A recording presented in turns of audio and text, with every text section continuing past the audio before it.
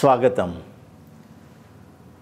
ज्योतिष स्टोर्स आणि शंकराचार्य न्यासाच्या वतीनं आजच्या आपल्या लेखक तुमच्या भेटीला या उपक्रमात सर्व रसिकजनांचं मनपूर्वक आनंदाने स्वागत. मित्र हो, आजचं आपलं दुसरं विचारपुष्प. पहिल्या पुष्पामध्ये आपण आदरणीय शरदचंद्रजी पवार साहेबांना आपण ऐकलं.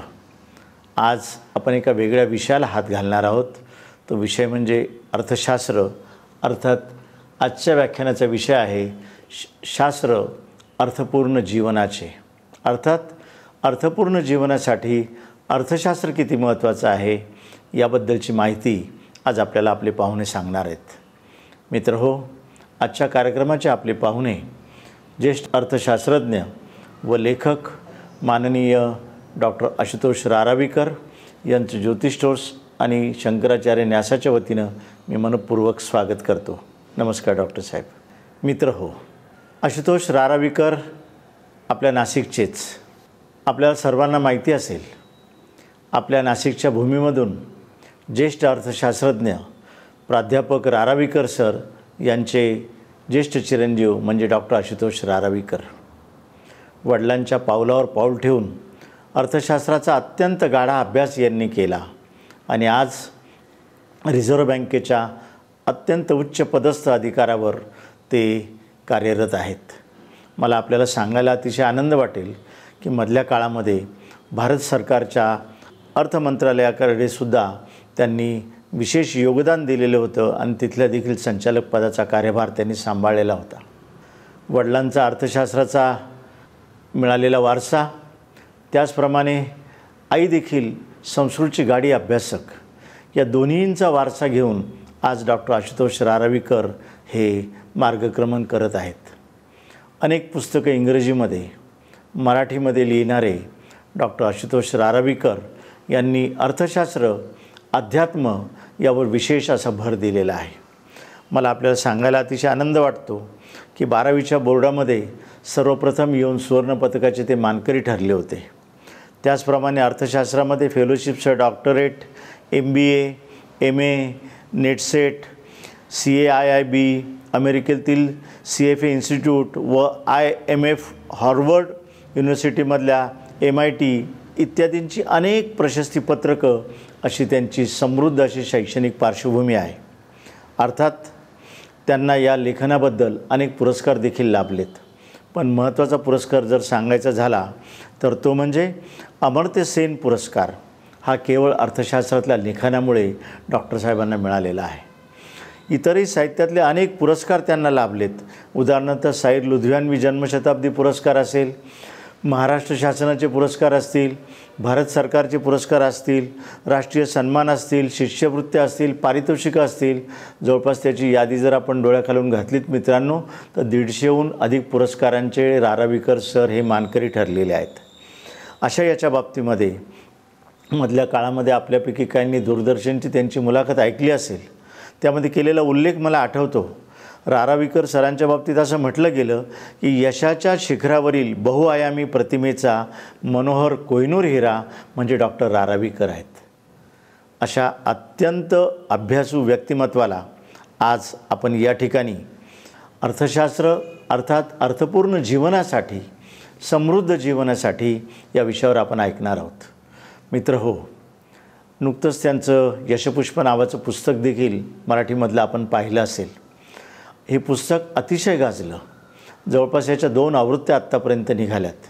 माणसाने आपलं करिअर करत असताना, आपलं व्यक्तिमत्व घडवत असताना ते कशा पद्धतीनं घडवावं, कशा पद्धतीनं उंचावत न्यावं, कशा पद्धतीनं चांगल्या प्रकारचे संस्कारमय जीवन आपण घालवावं, याची एक चढती कमान कशी असावी जीवनामध्ये, याबद्दलचं अतिशय सुंदर असं मार्गदर्शन त्यांनी यशपुष्पमध्ये केलेलं आहे. आनंददायी जीवन कसं जगावं याचं सुंदर विचार त्यांनी या पुस्तकामध्ये मांडलेले आहेत. महाराष्ट्रातल्या अनेक संस्थांमध्ये, ग्रंथालयांमध्ये आणि शाळांमध्ये आज हे पुस्तक पोहोचलेलं आहे. आणि या पुस्तकाच्या निमित्तानं डॉक्टर रारावीकरांची अनेक ठिकाणी व्याख्यानं देखील झालेली आहेत. मला सांगायला आपल्याला आवडेल, Mumbai school of economics and public policy या मुंबई विद्यापीठाच्या विश्वविख्यात संस्थेचे ते संचालक या नात्यानं किंवा सल्लागार या नात्याने देखील कार्यरत आहेत. महाराष्ट्र शासनाच्या अनेक अर्थसमित्या असतील, यशवंतराव चव्हाण मुक्त विद्यापीठ असेल किंवा पुणे विद्यापीठ असेल, मग नागपूर विद्यापीठ असेल, अर्थशास्त्र विभागाला खास सल्लागार या नात्याने रारावीकर सरांचं योगदान हे सातत्याने चालू आहे. असे एक मानसशास्त्र आणि तत्त्वज्ञानाचे अभ्यासक, संस्कृत भाषेचे व्याख्याते, सुमधुर शास्त्रीय गायक, लोकप्रिय वक्ते आणि आध्यात्मिक योग साधक या नात्यानं आज रारावीकर सरांचं ज्योती स्टोर्स आणि शंकराचार्य न्यासाच्या वतीनं पुन्हा एकदा आपल्या सर्व रसिक जनांच्या वतीनं मी त्यांचं मनपूर्वक स्वागत करतो आणि त्यांना विनंती करतो की त्यांनी अर्थपूर्ण जीवनाचं शास्त्र अर्थात अर्थशास्त्राच्या दृष्टिकोनातून या विषयावर आम्हा सर्वांना मार्गदर्शन करावं. पुन्हा एकदा त्यांचं स्वागत करतो आणि थांबतो. धन्यवाद. नमस्कार, मी आशिष कुलकर्णी. शंकराचार्य न्यास आणि ज्योती स्टोर्स यांच्या संयुक्त विद्यमाने आयोजित केलेल्या 2021च्या लेखक तुमच्या भेटीला या मालिकेत आपलं सगळ्यांचं स्वागत करतो. शंकराचार्य न्यास ही संस्था डॉक्टर कुर्तकुटी शंकराचार्य यांनी स्थापित केलेली होती. गंगापूर धबधब्याजवळ असलेली बालाजी आणि पद्मावतीची मंदिरं ही जरी या संस्थेची प्रमुख ओळख असली तरीसुद्धा या संस्थेचं कार्य धार्मिक क्षेत्रापुरतं मर्यादित नाही. डॉक्टर कुर्तकुटी यांच्या जीवनाचा अभ्यास करून व त्यापासून प्रेरणा घेऊन शंकराचार्य न्यास सामाजिक आणि सांस्कृतिक क्षेत्रातसुद्धा कार्यरत आहे. देशी गायींचं पालन व संवर्धन करणारी गोशाळा, आर्थिक दुर्बल घटकातील विद्यार्थ्यांकरता वसतिगृह, नित्य डायलिसिस लागणाऱ्या व्यक्तींकरता प्रत्यक्ष आर्थिक मदत, त्याचबरोबर रुग्णांकरता लागणारं साहित्य याचं रुग्णोपयोगी साहित्य केंद्र व शास्त्रीय संगीताचा वार्षिक महोत्सव हे न्यासाचे प्रमुख उपक्रम आहेत. याचप्रमाणे दरवर्षी ज्योती स्टोर्सबरोबर आयोजित केलेली लेखक तुमच्या भेटीला ही मालिकासुद्धा गेले 22 वर्षापासून चालत आलेली आहे आणि अत्यंत लोकप्रिय झालेली आहे. विविध विषयांवर अध्ययन करून लिखाण केलेली व्यक्ती आपण आपल्या ह्या मालिकेत बोलवतो आणि त्यांचे विचार सर्व प्रेक्षकांसमोर मांडतो. दरवर्षीप्रमाणे यंदाही विविध विषयावर अध्ययन करून लिखाण केलेले लेखक आपल्या भेटीला आलेले आहेत. यात राजकारण, अर्थशास्त्र, बँकिंग, सिनेमा इत्यादी विषय समाविष्ट आहेत. आपल्या सर्वांना या लेखकांचे विचार ऐकायला आवडतील आणि नवीन विषयांची ओळख होईल अशी खात्री व्यक्त करतो आणि पुन्हा एकदा आपले स्वागत करतो. धन्यवाद.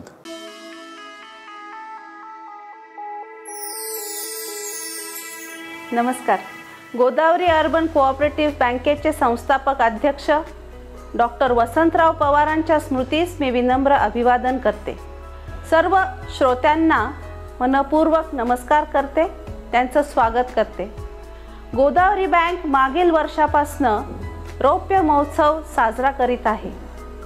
या रौप्य महोत्सवानिमित्त गोदावरी बँकेने महिला सक्षमीकरणावरती जोर द्यायचा ठरवलेला असून गोदावरी बँकेने जॉईंट लायबिलिटी लोन म्हणजेच बचत गटांना आर्थिक मदत ही एक योजना लागू केलेली आहे. यामध्ये 500हून अधिक महिलांना आम्ही रोजगारासाठी कर्ज दिलेले आहे. गोदावरी बँक म्हणजे ठेवींसाठी सुरक्षित बँक. गोदावरी बँक म्हणजे गरजूंना कर्ज देणारी बँक. गोदावरी बँक म्हणजे घरासाठी, व्यवसायासाठी, सोने तारणासाठी लोन देणारी बँक. गोदावरी बँकेतर्फे मी सर्वांना शुभेच्छा देते. एक कुटुंब एक बँक, गोदावरी बँक.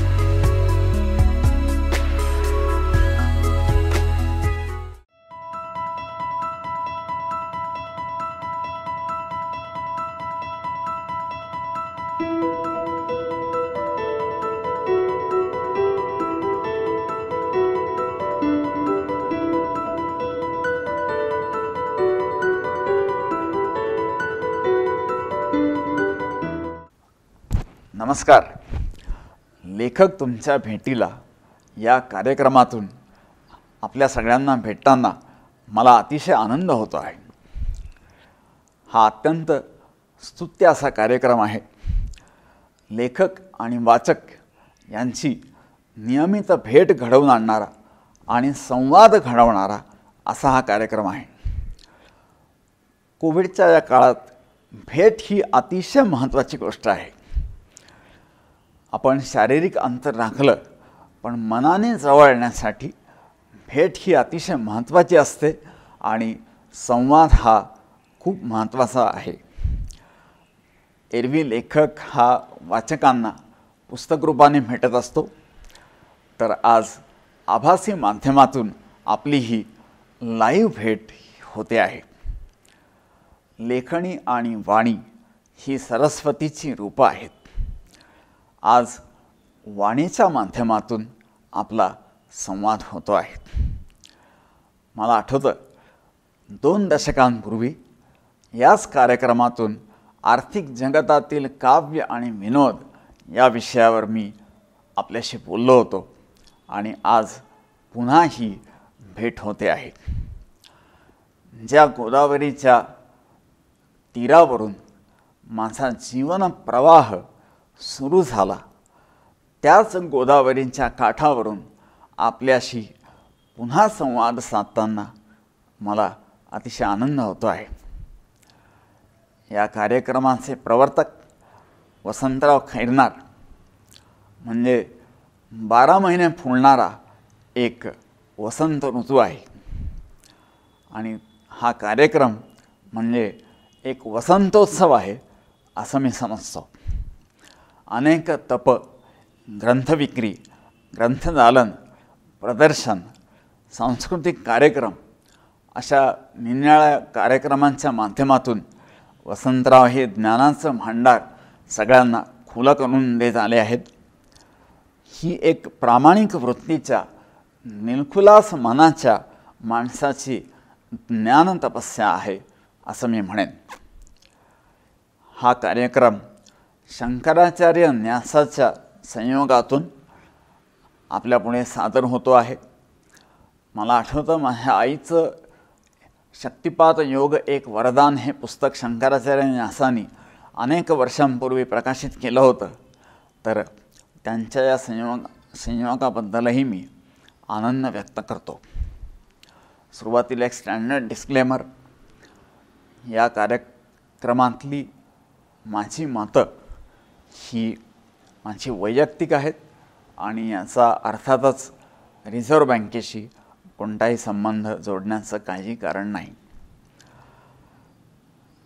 लेखक म्हणून माझा प्रवास हा शाळेपासून म्हणजे वयाच्या 10व्या वर्षी सुरू झाला. गेल्या 4 दशकांहून अधिक काळ मी लिहितो आहे. एका अर्थशास्त्रज्ञाच्या पोटी माझा जन्म झाला. प्राध्यापक डॉक्टर यशवंत रारावीकर हे माझे वडील ख्यातनाम अर्थशास्त्रज्ञ होते. त्यांना राष्ट्रपतींकडून सुवर्णपदकं मिळाली होती. अर्थमंत्र्यांचा पुरस्कार त्यांना मिळाला होता. केवळ जन्मच नव्हे तर शिक्षण, कार्य आणि लेखन हे माझं सगळं अर्थशास्त्रामध्ये आहे. अर्थशास्त्राच्या प्रवाहात गेली अनेक वर्ष मी प्रवास करतो आहे. हे सगळं एका प्रवाहात प्रवास करण्याचं भाग्य हे फार थोड्यांना मिळतं आणि ते मला मिळालं याबद्दल मी परमेश्वराचा आणि समाजाचा अतिशय ऋणी आहे. देशाची आर्थिक सूत्र ज्या संस्थेकडे आहेत ती रिझर्व्ह बँक आणि काही वर्ष अर्थमंत्रालयही यात मला काम करण्याची संधी मिळत आली. संपूर्ण जगात गौरव आणि प्रतिष्ठेचं स्थान असलेली आणि देशाच्या जडणघडणीमध्ये गेली 85 वर्ष सर्वार्थाने कार्यरत असलेली अशी जी रिझर्व्ह बँक, तिच्या परिवाराचा मी एक सदस्य आहे याचा मला आनंद आहे. 2.5 दशकांहून अधिक काळ आर्थिक धोरणं ठरवण्याच्या आणि त्यांची अंमलबजावणी करण्याच्या कार्यात सहभागी होण्याची, योगदान देण्याची मला संधी मिळाली. प्रत्येक आर्थिक धोरणामुळे असंख्य माणसांची आयुष्य ही बदलत असतात, उंचावत असतात. प्रत्येक धोरणामागे अतिशय सखोल अभ्यास, विश्लेषण आणि संशोधन हे असतं. ही देशसेवेची आणि लोकसेवेची फार मोठी संधी आहे असं मला वाटतं आणि ह्या राष्ट्रनिर्माणाच्या कार्यात खारीचा वाटा मला उचलायला मिळाला आणि अजूनही तो मिळतो आहे. मी अनेक विषयांवर आर्थिक पुस्तकं लिहिली, लेख लिहिले, भाषणं केली. लेखणी आणि वाणी याद्वारे जनजागृती आणि आर्थिक साक्षरतेचं काम मला करायला मिळालं. ज्यांच्यासाठी हे सगळं अर्थकारण चाललं आहे त्या लोकांना त्याचा अर्थ, त्याची कारणं आणि त्याचे परिणाम हे सगळं समजावून सांगणं हे अतिशय महत्त्वाचं असतं. मी जे काम करतो त्याच्या अनुभवातून मी लिहितो आणि त्यामुळे त्या लेखनाला एक वेगळी किनार असते असं मला वाटतं. या अर्थशास्त्राचा समाजाच्या, देशाच्या आणि अखिल मानवजातीच्या कल्याणासाठी कसा उपयोग करता येईल हाच माझा दृष्टिकोन राहिला आहे. अर्थशास्त्रीय साहित्याबरोबरच ललित साहित्य हेही माझ्या जीवनाचं एक महत्त्वाचं अंग. माझी आई प्राध्यापिका डॉक्टर अरुणा रारावीकर ही एक संस्कृत आणि मराठी साहित्यिक होती. तिचं प्रकाशित आणि अप्रकाशित असं प्रचंड साहित्य, मोठी साहित्य संपदा आहे. बी वा शिरवाडकर अर्थात कुसुमाग्रज हे यांचं माझ्याशी 3 प्रकारे नातं राहिलं होतं. माझ्या वडिलांकडून त्यांचं जवळचं नातं होतं, त्यामुळे ते माझे आजोबा होते. नाशिकला पटेल कॉलनीत आमच्या शेजारी ते राहत होते, त्यामुळे जन्मापासून त्यांची साथ आणि सोबत मला मिळाली. आणि त्यांची पत्नी या माझ्या आईच्या गुरु होत्या. तर असं हे त्यांचं तात्यांशी माझं तिहेरी नातं. आणि तात्यांच्या अंगाखांद्यावर खेळत मी लहानाचा मोठा झालो, त्यामुळे हा साहित्याचा परिसस्पर्श मला लहानपणापासून लाभला. आणि आई, तात्या, वडील आणि तात्यांकडे येणारे साहित्यिक यामुळे साहित्याच्या प्रांगणात मी लहानाचा मोठा झालो. वयाच्या 10व्या वर्षी कुसुमाग्रजांवर मी एक लेख लिहिला आणि तो प्रकाशित झाला. त्यांच्या साहित्य संपदेवर मी जो लिहिला होता, त्यांच्या कवितेवर लिहिला होता. आणि तो जेव्हा त्यांच्याकडे मी दाखवायला गेलो तेव्हा त्यांच्याकडे वसंत बापट आणि इतर काही साहित्यिक बसले होते. तेव्हा त्यांनी अतिशय आनंदाने तो सगळ्यांना दाखवला आणि सांगितलं की बघा, एका बालकाने माझ्यावर लेख लिहिला आहे. मी लहान वयापासून बरंच वाचन केलं. अनेक प्रसिद्ध वक्त्यांची मी भाषणं ऐकत आलो.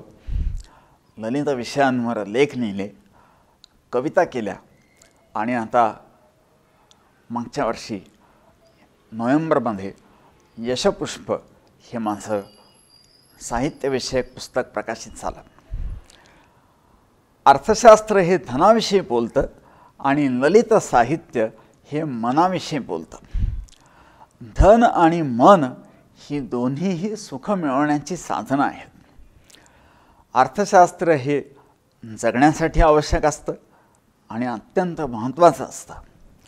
जीवन अर्थपूर्ण होण्यासाठी विचारांची सुद्धा आवश्यकता असते आणि यातूनच यशपुष्प या पुस्तकाची निर्मिती झाली. आजकालच्या जगात फार वाचायला कोणाला वेळ नसतो आणि अवघड मराठी अनेकांना समजतही नाही. आणि म्हणून कमी शब्दात सोप्या भाषेत मनोरंजन करता करता जगण्याचा मार्ग दाखवणारं हे पुस्तक मी लिहिलं. या पुस्तकात 1, 2, 3 किंवा 4 ओळींचे असे विचार आहेत. काही विनोदी आहेत आणि इतर बरेचसे जीवनाच्या सर्व विषयांना स्पर्श करणारे विचार आहेत. सध्या इन्स्टंटचा जमाना आहे. कमी वेळात आपल्याला जास्त अर्थ हवा असतो आणि त्याला अनुसरून हे विचार लिहिलेले आहेत आणि ते क्षणार्धात परिणाम करतात. एखादा शक्तिशाली विचार सुद्धा संपूर्ण आयुष्य माणसाचं बदलून टाकू शकतो. तर असे अनेक विचार या पुस्तकात आहेत. हे पुस्तक म्हणजे माझ्या जीवन कार्याचा, म्हणजे ज्याला आपण लाईफ मिशन म्हणतो, त्याचा एक महत्त्वाचा भाग आहे. अर्थशास्त्र आणि साहित्य या दोन पायांवर माझं जीवन आणि लेखणी हे दोन्ही उभे आहेत. कोणत्याही लेखकाचं लेखन हे वाचकाचं जीवन अर्थपूर्ण करणारं असलं पाहिजे. तर या कार्यक्रमाच्या अनुषंगाने मी आत्ता लेखक म्हणून माझी भूमिका सांगितली, तर हाच धागा पकडून आजच्या विषयाकडे वळतो. शास्त्र अर्थपूर्ण जीवनाचं. जीवनात आपल्याला आनंद हवा असतो, जो कायम टिकेल, वाढत राहील असा आनंद हवा असतो. स्वतःसाठी आणि सर्वांसाठी कल्याणकारी ठरेल असा आनंद आपल्याला हवा असतो आणि यालाच आपण कायमस्वरूपी यश असं म्हणतो. असं यश मिळवणं हा जीवनाचा अर्थ असतो आणि जे केल्याने ते मिळतं ते असतं जीवनाचं शास्त्र. आणि असं जीवन जगण्याचा जो मार्ग, ह्यालाच म्हणायचं अर्थपूर्ण जीवनाचं शास्त्र. या शास्त्राची काही विचारसूत्र पाहूयात. पहिलं सूत्र, चिरंतन आशा आणि सकारात्मक मन. कोविडच्या काळात गेल्या 1.5 वर्षापासून आपण अत्यंत नैराश्यमय, अंधकारमय अशा वातावरणात राहत आहोत. तर सूत्र हे की मनातली आशा ही सदैव जागृत ठेवलीच पाहिजे. जगाचा इतिहास जर आपण पाहिला, मानवजातीचा इतिहास पाहिला, तर अनेक कठीण कालखंडातून, युगातून आपण बाहेर पडलो आहेत आणि त्यामुळे यातूनही आपण निश्चितपणे लवकरात लवकर बाहेर पडू हा मला विश्वास आहे. स्वामी विवेकानंदांनी असं म्हटलं आहे की समुद्राच्या लाटा कितीही खाली दबल्या तरी तितक्याच वेगाने त्या पुन्हा उंच आणि वर उसळत असतात. हे विश्वाचं सत्य आहे आणि म्हणून आशा हीच जीवनातली सगळ्यात मोठी शक्ती आहे, हे विसरायचं नाही. सूर्योदय असो वा सूर्यास्त, किरण हे नेहमी सोनेरीच असतात, हे सत्य नेहमी लक्षात ठेवायला हवं. निशेचा अंधकार ही कालची गोष्ट होती आणि आशेचे किरण घेऊन येणारा उशेचा प्रकाश ही आजची गोष्ट आहे आणि ती उद्याचीही गोष्ट असणार आहे. दिवसानंतर रात्र होईल असा विचार न करता रात्रीनंतर दिवस येणार आहे हा विचार अतिशय महत्त्वाचा असतो आणि तो अतिशय आनंददायी असतो आणि म्हणून नेहमी हाच विचार आपण केला पाहिजे. संस्कृत नाटकांमध्ये एकही शोकांतिका नाही. सुखद समारोपाची प्रेरणा हीच भारतीय संस्कृतीची धारणा आहे, हे आपण नेहमी लक्षात ठेवलं पाहिजे. तर हे आशेचं सूत्र, ही आशा ही प्रत्यक्षात उतरण्यासाठी जीवनाला दिशा मिळणं आवश्यक आहे आणि त्यासाठीचा मार्ग, आशेची दिशा, तिच्यासाठीचा मार्ग म्हणजे सूत्र नंबर 2, दुसरं सूत्र, उपासना आणि साधना. उपासना ही स्वतःची आंतरिक शक्ती वाढवण्याचा एक महत्त्वाचा मार्ग आहे. अर्थशास्त्रात एक आउटपुट गॅप नावाची संकल्पना आहे. आउटपुट गॅप म्हणजे अर्थव्यवस्था तिच्यात जे पोटेन्शियल आहे ते पोटेन्शियल पूर्ण वापरून अर्थव्यवस्था राष्ट्रीय उत्पन्नाचा दर किती जास्तीत जास्त प्रमाणात गाठू शकतं, राष्ट्रीय वाढीचा दर किती गाठू शकतं, तो दर आणि प्रत्यक्षात अर्थव्यवस्था जो दर विकासाचा दाखवतं तो दर, या दोनमधला फरक याला म्हणतात आउटपुट गॅप. तर हेच जीवनासाठी सुद्धा सत्य आहे. आपलं पोटेन्शियल, आपली क्षमता विकसित करून जर जास्तीत जास्त आपण उंची जी गाठू शकतो तर ती आपण गाठायची आहे आणि गॅप भरून काढायची आहे. आणि त्यासाठी उपासना हा एक महत्त्वाचा मार्ग आहे. कोणताही मार्ग असो, कुठलाही प्रकार असो, उपासना करणं हे अत्यंत आवश्यक आहे. अशी एक समजूत आहे की जप जाप्य ध्यान धारणा ही निवृत्तीनंतर वार्धक्यात करायची गोष्ट आहे, पण हा फार मोठा गैरसमज आहे. जेवढ्या लहान वयात उपासनेची सुरुवात होईल, आयुष्यात जेवढ्या लवकर ही सुरुवात होईल, तेवढं पुढचं आयुष्य हे जास्त सुखमय हे होत असतं.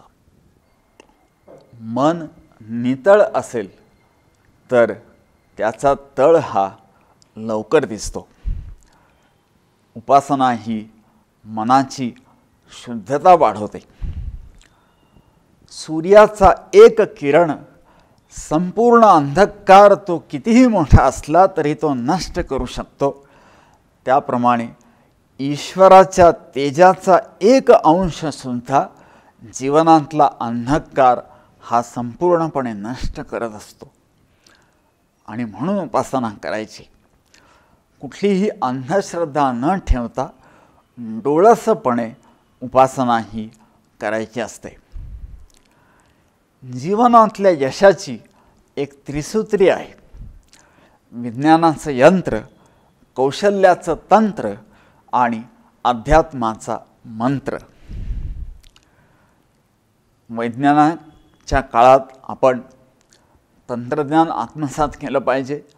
कोणतंही काम हे कुशलपणे केलं पाहिजे. आणि उपासना ही आध्यात्मिक पातळीवर, आत्मिक पातळीवर ही चालू ही ठेवलीच पाहिजे. श्रेयस आणि प्रेयस या दोन महत्त्वाच्या संकल्पना आहेत. श्रेयस म्हणजे जे आपल्याला कल्याणकारी आहे आणि प्रेयस म्हणजे जे आपल्याला आवडतं. बऱ्याचदा जे आवडतं ते कल्याणकारी नसतं आणि जे कल्याणकारी असतं ते आपल्याला आवडत नसतं. आयुष्यात जेव्हा श्रेयस आणि प्रेयस हे एकच होतं, जे कल्याणकारी असतं ते आवडतं आणि जे आवडतं ते सगळं कल्याणकारी असतं, ही जी विलक्षण स्थिती आहे ही आयुष्यात सगळ्यात जास्त आनंद देऊन जाते. आणि ही स्थिती येण्यासाठी उपासना ही आवश्यक आहे. जीवनाचं महाभारत जिंकण्यासाठी भगवद्गीतेचं ज्ञान असणं हे अतिशय महत्त्वाचं आहे. परमेश्वराचं अस्तित्व हे उपासनेने जाणवतं आणि ते जेव्हा जाणवतं तेव्हा सृष्टीतलं प्रत्येक अस्तित्व परमेश्वर आहे हे लक्षात येतं आणि मग जीवन संपूर्ण आनंदमय होऊन जातं. यशपुष्प पुस्तकात माझ्या एक विचार आहे. देवा, विस्मृती इतकी असावी की तुझ्याकडे पाहताना स्वतःलाही विसरावं आणि स्मृती इतकी असावी की तुला क्षणभरही न विसरावं. सूत्र तिसरं, शरीर स्वास्थ्य हे उत्तम असलंच पाहिजे, आयुष्यभर असलं पाहिजे. शरीर माध्यम खलु धर्म साधनम असं म्हटलेलं आहे. जे सगळं आयुष्यात आनंद मिळवायचा, जे सगळं करायचं, त्यासाठी उत्तम शरीर असेल तरच हे सगळं करता येतं. आणि म्हणून या आनंदरूपी आत्म्याचं हे मंदिर आहे आणि ते उत्तम राहिलंच पाहिजे. त्यासाठी नियमित व्यायाम, योगाभ्यास आणि सात्विक आहार ही त्रिसूत्री जीवनात पाळणं आवश्यक आहे. चौथं सूत्र, समतोल. फ्रेंच अर्थशास्त्रज्ञ वॉलरस यांनी जनरल इक्विलिब्रियम नावाची फ्रेंच अर्थशास्त्रज्ञ वॉलरस यांनी जनरल इक्विलिब्रियम नावाची संकल्पना मांडली. इक्विलिब्रियम म्हणजे समतोल, साम्यावस्था. ही अत्यंत शांतीची अवस्था असते. अर्थशास्त्रात ही संकल्पना एका वेगळ्या अर्थाने आहे. मी आता बोलतोय ते जीवनाच्या अर्थाने बोलतो आहे. संजीवनी मंत्राने अमरत्व येतं असं म्हणतात, पण संतुलित जीवनातून मिळणारा आनंद हा अमरत्वापेक्षाही मोठा आहे असं मला वाटतं. तृप्तता आणि संयम या दोन पायांवर जीवनाची इमारत ही उभी असते. तृप्तता ही आपल्या मनाच्या मानण्यावर अवलंबून असते.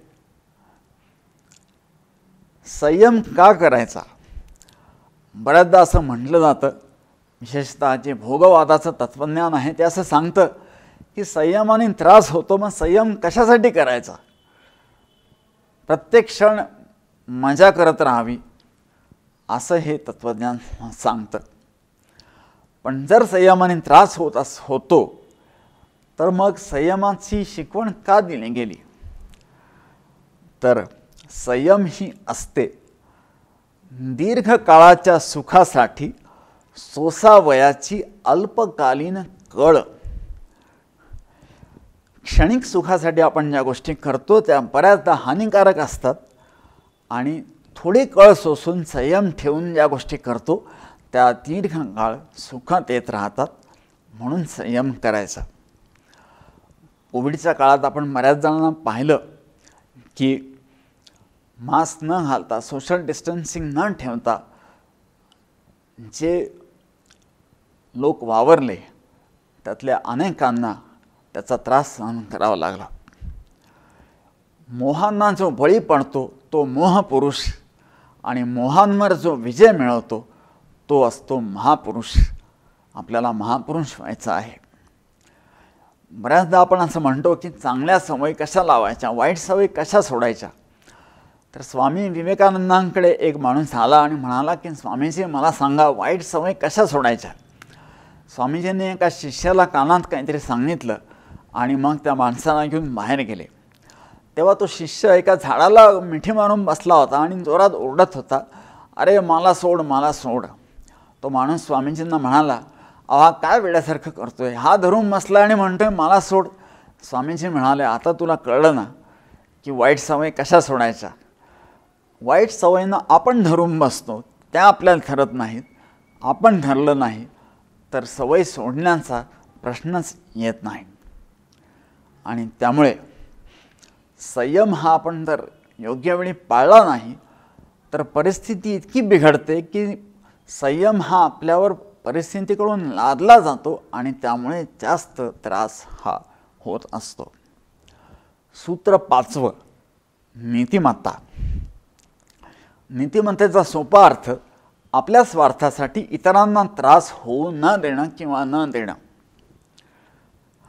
अर्थशास्त्रामध्ये एक एक्सटर्नॅलिटी नावाची संकल्पना आहे. ती अशी आहे की आपल्या कुठल्याही आर्थिक क्रियेचे भोवतालच्या जगावर चांगले किंवा वाईट कोणते परिणाम होतात अशी ही संकल्पना आहे. तर ही जीवनात सुद्धा लागू आहे आणि त्यासाठी नीतिमत्ता ही आवश्यक आहे.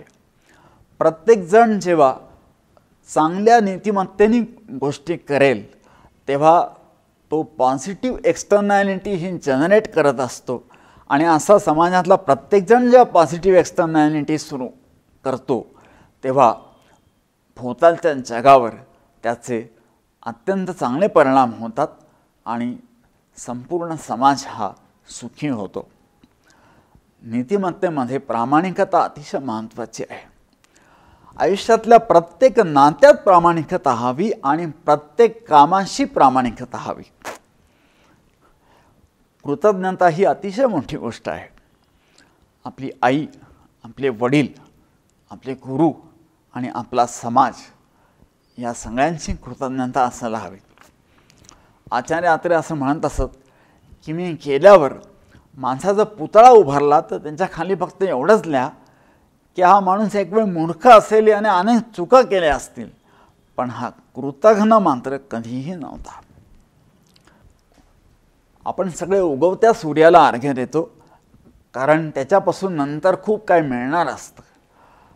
पण मावळत्या सूर्याला जो अर्घ्य देतो तो खरा अध्वर्यू, कारण तो सगळं देऊन गेलेला असतो, त्याच्याकडून नंतर काही मिळणार नसतं. पण केवळ कृतज्ञता म्हणून आपण अर्घ्य देणं ह्याला महत्त्व आहे. शर्यतीत पुढे जाण्यासाठी दुसऱ्याला पाडायचं नसतं, तर आपला वेग वाढवायचा असतो. यशाला जेव्हा सात्विकतेचं अधिष्ठान असतं तेव्हाच ते यश कायम राहत असतं. सूत्र 6, कार्याचं रहस्य. इकॉनॉमिक्समध्ये एक संकल्पना आहे किंवा त्याला अर्थशास्त्राची व्याख्या म्हणता येईल. Optimum utilization of scarce resources to achieve the goals.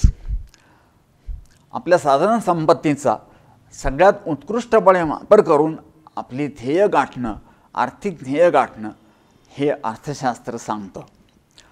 तर आपल्या आयुष्यात सुद्धा हे सूत्र महत्त्वाचं आहे. वेळ, पैसा आणि शक्ती ही आपली सगळ्यात महत्त्वाची साधन संपत्ती आहे आणि तिचा वापर करून आपण आपल्या आयुष्यातली ध्येय ही सर्वोत्कृष्टपणे ही गाठायची असतात. अर्थशास्त्रामध्ये ट्रेड ऑफ नावाची संकल्पना आहे, ऑपॉर्च्युनिटी कॉस्ट नावाची संकल्पना आहे. याचा अर्थ असा आहे की साधनं मर्यादित असल्यामुळे एक गोष्ट मिळवायची तर आपल्याला दुसरी बाजूला ठेवावी लागते आणि म्हणून आयुष्यात आपण सगळ्यात महत्त्वाच्या ज्या गोष्टी आहेत त्याच्यावर सगळं लक्ष, सगळे साधन संपत्ती केंद्रित केली पाहिजे, म्हणजे आपल्याला त्या गोष्टी सगळ्यात महत्त्वाच्या आयुष्यात आपण मिळतात. Priority first. प्रायोरिटी काय आहे ते साधणं महत्त्वाचं असतं.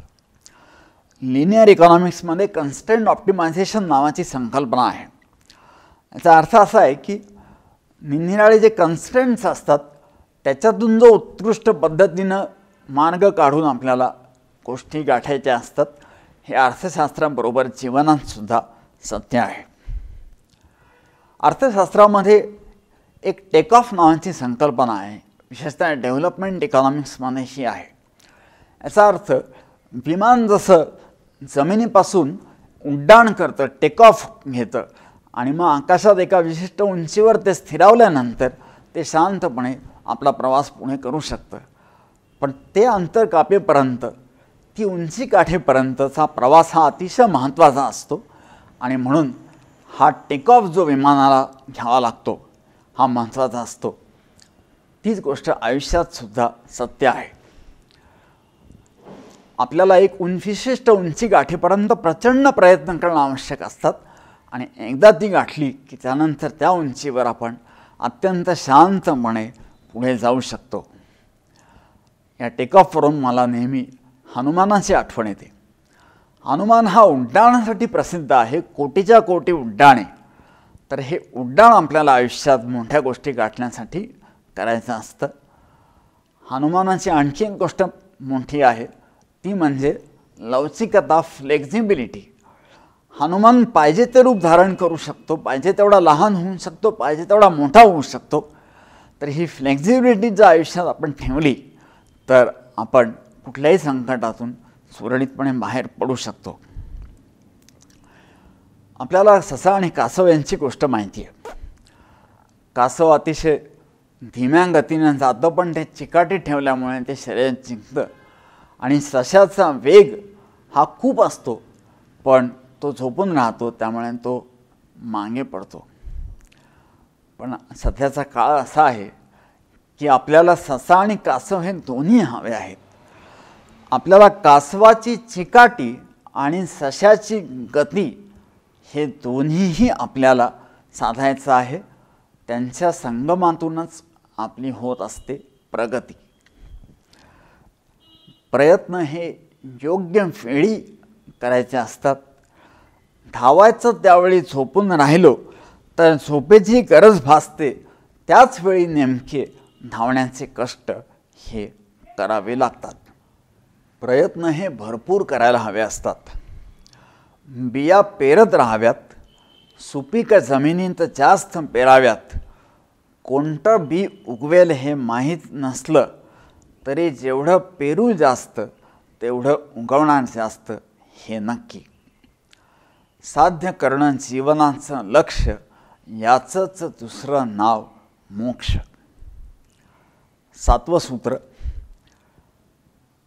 प्रत्येक कामात निरपेक्षता हवी आणि प्रेमातही निरपेक्षता हवी. कुठलीही अपेक्षा नको, पण कामाची दिशा मात्र ध्येयप्राप्तीच्या दृष्टीनेच असली पाहिजे. याचे 2 फायदे होतात. ध्येय साध्य झालं तर आनंद मिळतो आणि नाही साध्य झालं तरी दुःख मात्र होत नाही. हेच प्रेमाच्या बाबतीतही सत्य आहे. तर फूल जसं निरपेक्षपणे देत राहतं आपला सुगंध, तशा फुलाप्रमाणे आपण निरपेक्षपणे प्रेम हे केलं पाहिजे. कुसुमाग्रजांनी प्रेमाची अतिशय सुंदर व्याख्या केली आहे. जिथे कोणतेही पाश नसतात, जिथे कोणत्याही अपेक्षा नसतात आणि ज्याला वासनेचा स्पर्श नसतो ते खरं प्रेम. तर हे असं प्रेम आपण केलं पाहिजे.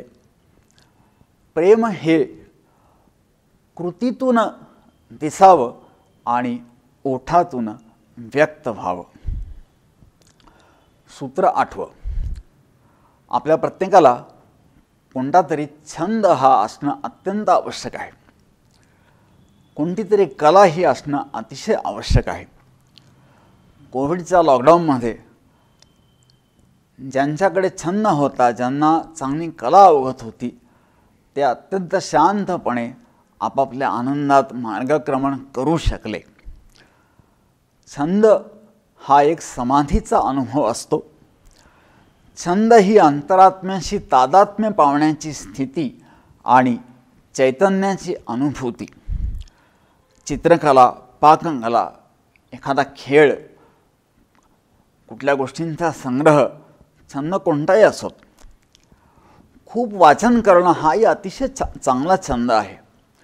पुस्तक हा आपला मित्र असतो आणि त्यातून ज्ञान, मनोरंजन असं सगळंच आपल्याला साधत असतं. या विद्या सा विमुक्तये, जी दुःखापासून मुक्ती देते ती खरी विद्या आणि ती आपल्याला वाचनातून मिळते. संगीत हा अतिशय मोठा छंद आहे. संगीत ही अंतरात्म्याची शक्ती, तीच भक्ती आणि तीच मुक्ती. 2017 साली थॅलर नावाच्या अर्थशास्त्रज्ञाला नोबेल पारितोषिक मिळालं. अर्थशास्त्र आणि मानसशास्त्र यांचा एकत्रित अभ्यास करण्यासाठी हे पारितोषिक मिळालं. तर सगळ्या गोष्टींचा मानवी मनाशी अतिशय जवळचा संबंध आहे आणि म्हणून मन प्रसन्न करणारा छंद किंवा कला ही आयुष्यात अतिशय महत्त्वाची आहे. सूत्र 9, दातृत्व. सतत देण्याची सवय आयुष्यात राहिली पाहिजे. काहीही द्यावं, फूल, फळ, पान, अन्न, जे आपल्याकडे असेल ते द्यावं. पैसे दिलं पाहिजे असं काही नाही, पण श्वासोच्छ्वास चालतो तितक्या सहजपणे देण्याची सवय ही आपल्याला असली पाहिजे. आणि दान करताना सेवेची भावना हवी, उपकाराची भावना नको. प्रत्येकजण जेव्हा आयुष्यात देत राहतो, समाजात देत राहतो, तेव्हा प्रत्येकाला न मागता हवं ते सगळं मिळत असतं. आपल्याकडून द्यायचं राहिलं तर त्याची खंत असावी, घ्यायचं राहिलं तर त्याची विस्मृती असावी. जीवने यावदादानं स्यात् प्रदानं ततोधिकं. समाजात, जीवनात आपण समाजाकडून जेवढं घेतो त्यापेक्षा कितीतरी जास्त पटीनं हे दिलं गेलं पाहिजे. देवाणघेवाणीचं मोजमाप असतं त्याला व्यवहार म्हणतात आणि कोणतंही मोजमाप नसतं त्याला नातं म्हणतात. आपल्याला हे नातं परस्परांमध्ये जोडायचं आहे. देशसेवा आणि समाजसेवा हे मानवाच्या कल्याणासाठी सदैव प्रज्वलित राहणारं अग्निहोत्र आहे. आहुती टाकणारे येतील आणि जातील, पण यज्ञ मात्र कधीच विझणार नाही. मी आता 9 सूत्र सांगितली. ही विचारसूत्र आहेत आणि मी गमतीनं असं म्हणेन की ही 9 सूत्र पाळली तर नवग्रह 9 ग्रह हे आपल्याला त्रास देणार नाहीत. जीवन हे नवरसांनी समृद्ध होईल, जीवनात यश मिळेल. आणि आपण यशस्वी होतो आहे का नाही हे ओळखायचं कसं, तर त्यासाठी एक महत्त्वाचा निकष आहे आणि तो म्हणजे जे 6 विकार असतात, काम, क्रोध, मद, मोह, लोभ, मत्सर, हे जर हळूहळू आयुष्यात कमी होताना आपल्याला दिसले, लक्षात आले, तर समजून चालावं खात्रीने की आपल्याला यश मिळतं आहे. दैनंदिन जीवनातला इच्छापूर्तीचा जो आनंद आहे तो काम, कायमस्वरूपी आनंद जो आहे तो मोक्ष. ही झाली जीवनातली 2 ध्येय आणि ती साध्य करण्याची 2 साधनं. एक म्हणजे पैसा वगैरे सगळी ऐहिक संपत्ती, ज्याला म्हणतात अर्थ, आणि जीवन जगण्याचा योग्य मार्ग, right course of action at every step of life, याला म्हणतात धर्म. धर्म, अर्थ, काम, मोक्ष हे 4 पुरुषार्थ आहेत. हेच प्राचीन भारतीय तत्त्वज्ञान आहे. हेच जीवनाचं पूर्णत्वाला केलेलं शास्त्र आहे. भारताने मानवजातीला दिलेली ही कायमस्वरूपी मौल्यवान अशी भेट आहे. अर्थशास्त्रावर बरीच माहिती उपलब्ध आहे. रिझर्व्ह बँकेची वेबसाईट आपण बघा. त्याच्यात अगदी कॉमिक्सच्या स्वरूपापासून ते अत्यंत सोप्या भाषेत अर्थशास्त्र समजावून सांगितलेलं आहे. ते आपण जरूर बघा. अर्थशास्त्रावर असलेल्या माहितीचा पाऊस सगळीकडे पडतो आहे, पण या कोविडच्या काळात जीवनाचा मार्ग, अंधाराकडून प्रकाशाकडे जाण्याचा मार्ग हा अतिशय महत्त्वाचा असतो. आणि म्हणून मला या विषयावर बोलणं हे जास्त आवश्यक वाटलं. जीवनाला अर्थ देणाऱ्या या शास्त्रावरचे काही मौलिक विचार मला मांडणं हे आज आवश्यक वाटलं. चिंता करावी लागू नये यासाठी चिंतन हे अतिशय आवश्यक असतं. वाऱ्याची दिशा हा नदीचा प्रवाह बदलतो, तसं विचारांची दिशा हा जीवनाचा प्रवाह बदलून तो अत्यंत आनंदमय करत असतो. आणि म्हणून हा जीवनाचा राजमार्ग आहे. हेच शास्त्र अर्थपूर्ण जीवनाचं. समारोप म्हणून मी एक प्रार्थना म्हणतो. ही प्रार्थना मी स्वतः लिहिलेली आहे.